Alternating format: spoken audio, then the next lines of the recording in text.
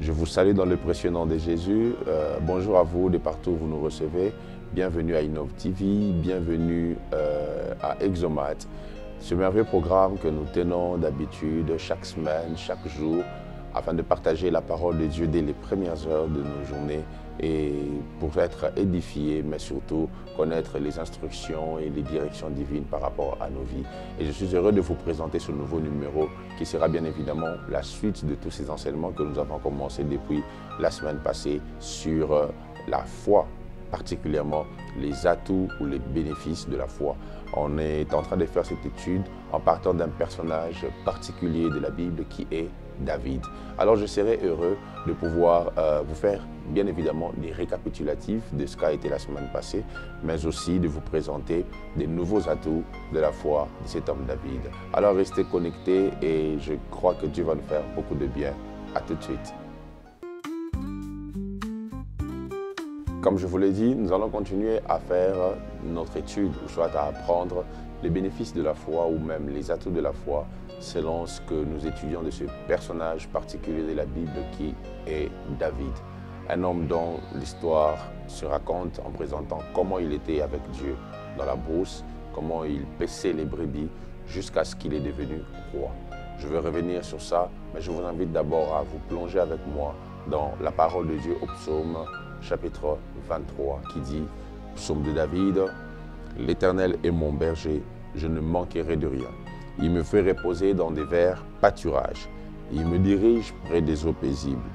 Il restaure mon âme et me conduit dans les sentiers de la justice à cause de son nom.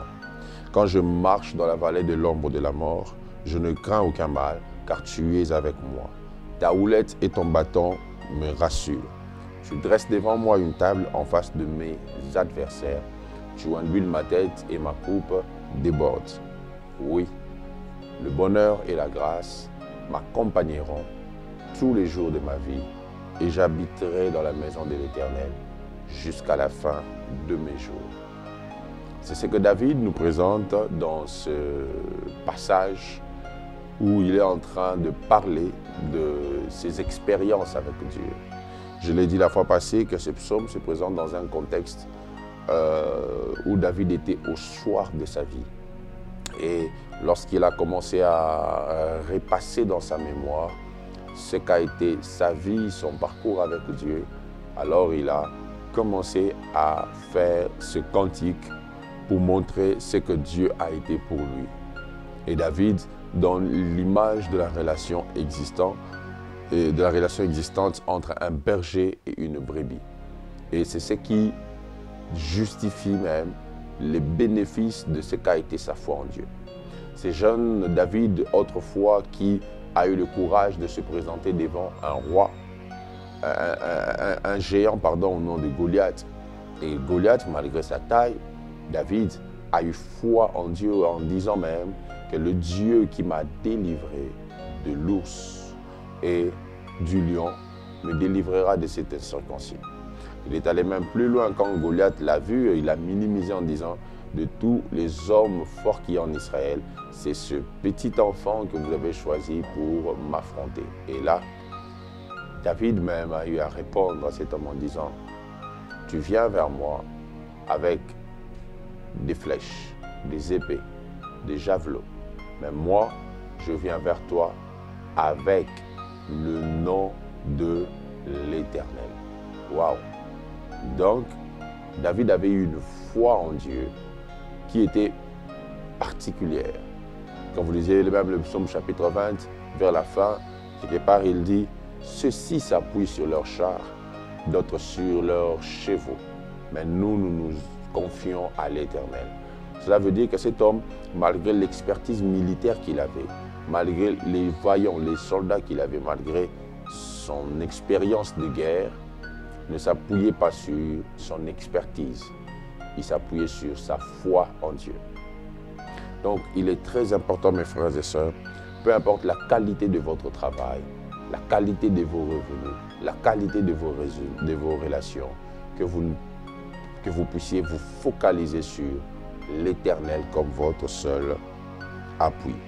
Et de là, je commence à vous faire voir quelques atouts de la foi que David nous présente, dont on a parlé premièrement de la relation. Il est brebis d'un berger. Il dit, l'Éternel est mon berger. Donc, il voulait dire, je suis la brebis de l'Éternel. C'est très important, mes frères et sœurs, de comprendre et de savoir que la relation avec Dieu passe avant toute chose. Avant même de demander à Dieu, avant de vouloir recevoir quelque chose de Dieu, vous devez prioriser votre qualité de relation avec lui. Et je vous ai aussi parlé, deuxièmement, de la provision. Lorsque vous avez foi en Dieu, vous jouissez automatiquement d'une provision. La provision divine est une disposition que Dieu met en place pour répondre aux besoins de ses enfants que nous sommes, afin que tous nos besoins puissent être satisfaits parce que nous avons accès à la provision divine. Troisièmement, je vous avais parlé du repos. Lorsque vous vous attachez à Dieu comme votre berger, sachez que vous avez un repos garanti. Vous êtes sûr d'avoir le repos dans tout le domaine de votre vie.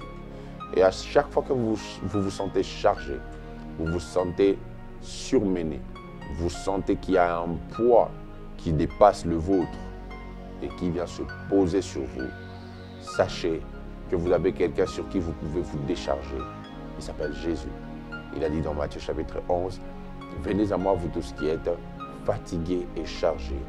Moi, je vous donnerai du repos. » Il y a un repos sûr, un repos garanti que Jésus donne. Et pour avoir ce repos, vous devez avoir foi en Dieu. C'est la foi en Dieu qui vous conduit à obtenir de Dieu le repos. Plaise à Dieu en ce jour de localiser quelqu'un qui passe par des moments difficiles, des moments concassants, des événements troublants. Que Dieu vous localise et qu'il permette à ce que vous accédiez à son repos. La quatrième des choses que j'avais évoquées la fois passée, c'est le rafraîchissement. Le Dieu de la Bible a la capacité de vous rafraîchir, de vous redonner cette capacité d'aller vers les eaux paisibles. Et je prie qu'il le fasse pour vous au nom de Jésus. Et si je ne m'abuse pas, je me suis arrêté en vous parlant de ces deux dernières choses qui sont la guérison de l'âme, parce que Jésus est venu traiter le problème des blessures intérieures. Rassurez-vous, je reviendrai sur ce sujet toujours dans Exomate et on en parlera en profondeur parce que c'est l'un des problèmes les plus récurrents dans chacune des vies. Et même dans sa feuille de route, Jésus avait prévu résoudre les blessures intérieures. C'est comme ça qu'il dit dans Luc chapitre 4. L'Esprit du Seigneur est sur moi parce qu'il m'a oint pour annoncer la bonne nouvelle et deuxièmement pour guérir les cœurs brisés. Ça c'est très important de le savoir et de le retenir. Mes frères et sœurs, Dieu a un travail de fond à faire dans nos cœurs.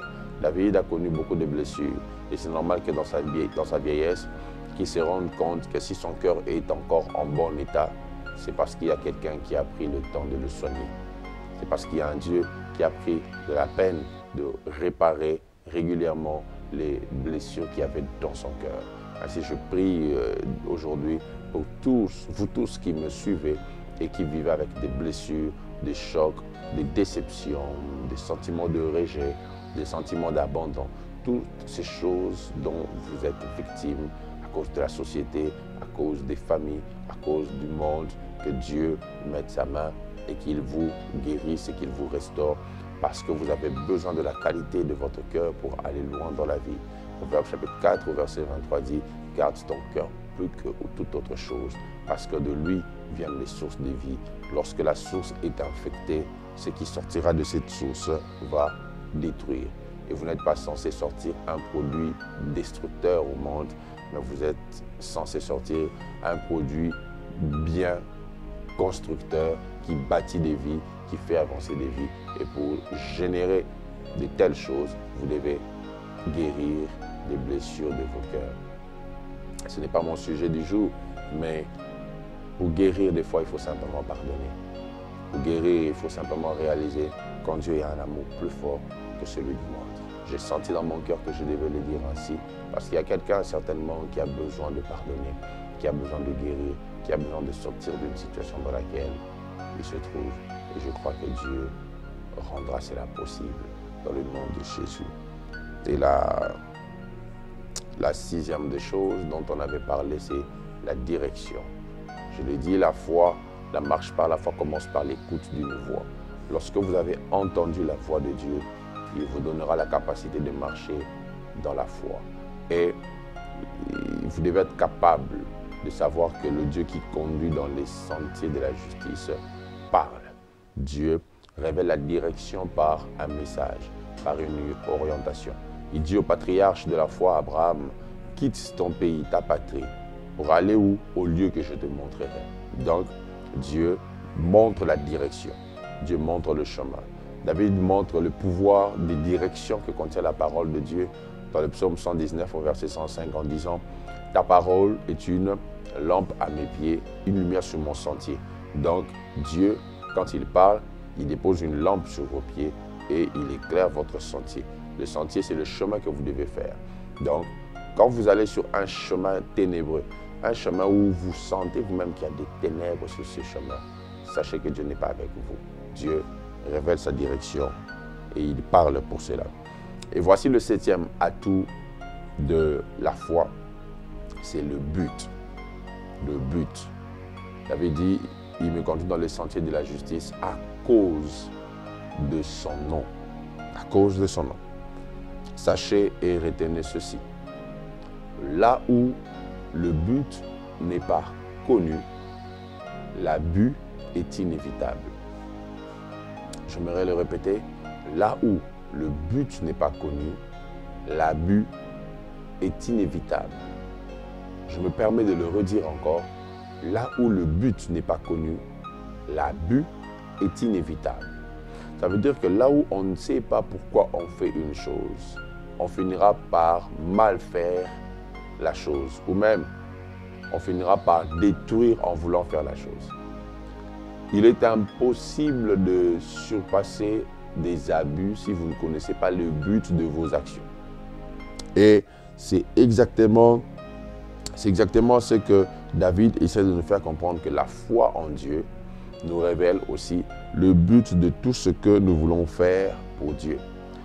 Le but de Dieu, derrière ce qu'il fait, derrière ce qu'il nous donne, ce n'est pas de nous emmener à l'orgueil. L'orgueil dans le royaume n'a pas de place. L'orgueil dans le royaume des cieux ne fonctionne pas. L'orgueil dans ce royaume n'a aucune place d'entrée. Dans ce royaume, l'orgueil ne peut pas avoir accès. Et pour fermer régulièrement accès à l'orgueil, vous devez savoir pourquoi Dieu a fait ce qu'il a fait. C'est pour sa gloire. Dieu, la Bible dit qu'il ne partage pas sa gloire. Donc, tout celui qui fait la quête de la gloire de Dieu finira par être détruit par Dieu. J'ai entendu des témoignages des hommes de Dieu qui sont morts parce que le peuple commençait à leur donner la gloire. J'ai entendu des témoignages des hommes de Dieu qui ont reçu de Dieu des menaces de mort parce que le peuple voulait leur donner la gloire. À chaque fois que tu fais la quête de la gloire, tu deviens un adversaire direct de Dieu.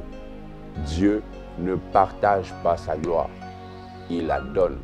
Partager, c'est diviser pour déterminer des nouveaux propriétaires.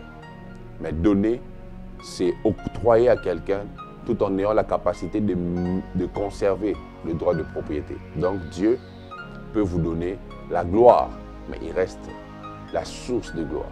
Mais lorsque vous entrez dans une quête où vous voulez être glorifié par les hommes, sachez que vous serez humilié par Dieu. Le but doit être connu. Le but, c'est ce qui est important même dans la réalisation d'une vision. Je l'ai dit dans mon livre sur les incontournables de la destinée. Des fois, on fait l'erreur entre la vision et le but. La vision est un plan global. Le but, c'est votre rôle dans le plan global. La vision d'une équipe de football, c'est de gagner le match. Mais le but, c'est ce qui doit entrer dans le filet pour que le match soit gagné. Un bon dribbleur qui n'est pas buteur ne peut jamais changer de score. Le pouvoir de changement de score est dans le but. Et si vous comprenez le but des actions de Dieu et même le but de votre vie, alors là, vous avez compris l'essence de votre existence. Le but est très capital et très important, mes frères et sœurs. Sachez pourquoi Dieu a fait ce qu'il a fait. Vous priez pour devenir millionnaire. Ok, je suis d'accord avec vous. Mais pour quel but? Vous priez que Dieu vous bénisse. Je suis tout à fait d'accord avec vous et je prie aussi qu'il le fasse pour vous. Mais c'est pour quel but? Pour que certains puissent sentir que vous avez plus que eux.